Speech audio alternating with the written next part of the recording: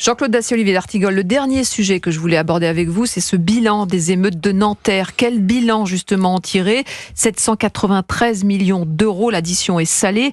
Et quels enseignements peut-on en tirer ? Eh bien, avant d'en discuter avec vous, écoutez François-Noël Buffet. Il est sénateur Les Républicains, président de la commission des lois et auteur de ce rapport du Sénat. Quelques chiffres. Des actes de violence ont été recensés dans 672 communes, soit 2 fois plus de communes qu'en 2005. 1 milliard d'euros de dommages aux biens au global. 793 millions d'euros d'ailleurs comptabilisés pour les assureurs pour l'indemnisation de 16 400 sinistres. Quand même 50 000 émeutiers estimés.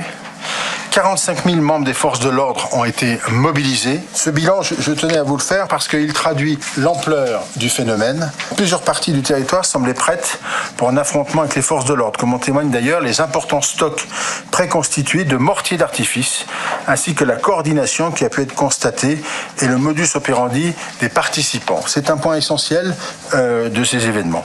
François-Noël Buffet, sénateur LR, qui a donc rédigé ce rapport sénatorial sur le bilan des émeutes de Nanterre, un chiffre qui interpelle 50 000 émeutiers. Merci aux parlementaires, parce que c'est pas l'exécutif qui nous a permis d'avancer sur une connaissance fine de ce qui s'est passé. C'est de mémoire en juin dernier, il s'agit bien de ça.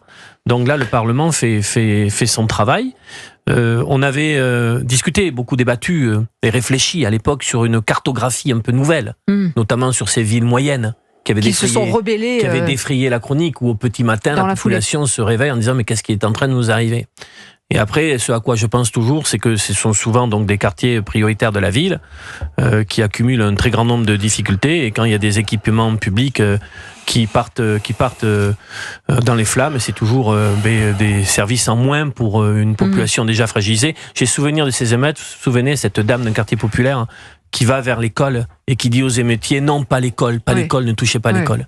Donc au final, c'est un coup monstrueux et qui tape des territoires qui sont déjà en difficulté. 243 établissements scolaires effectivement endommagés ou très abîmés, Jean-Claude Dacier. Et qui démontre hélas le malaise profond qui existe dans notre pays. On en a parlé tout au long de cette émission. La France, l'État français est en pleine déliquescence sur ce terrain.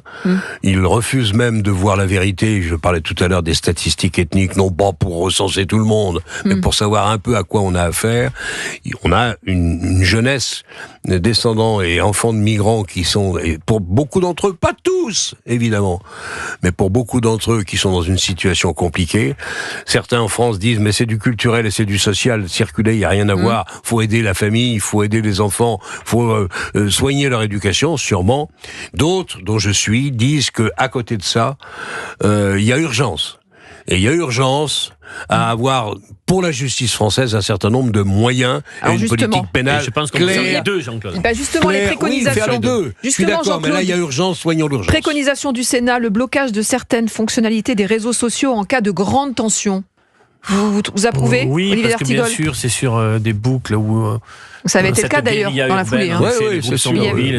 Oui, bien sûr, mais j'ai envie de dire, ça ne règle... C'est une partie du problème, mais c'est loin de recouvrir tout le problème. Pour vous, c'est pas la solution ? Non, parce qu'il y a eu un effet meute qui s'est créé. Non, mais c'est pas une solution. C'est quelque part, ils trouveront d'autres moyens ils prendront le téléphone classique ou trouveront d'autres systèmes pour. C'est un moyen de limiter peut-être la casse. Pourquoi pas ? En tout cas, c'est une idée. Les Chinois font ça. Dans les pays non démocratiques, on fait ça régulièrement. On stoppe carrément. En France, ce sera peut-être plus compliqué.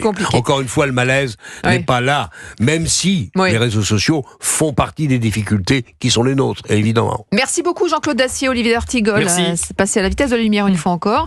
On se retrouve demain dès 13h pour de nouvelles aventures et un décryptage de l'actualité avec vous, chers auditeurs d'Europe 1, que je remercie pour leurs interventions précieuses aujourd'hui. C'était Céline Giraud sur Europe 1, de retour demain entre 13h et 14h.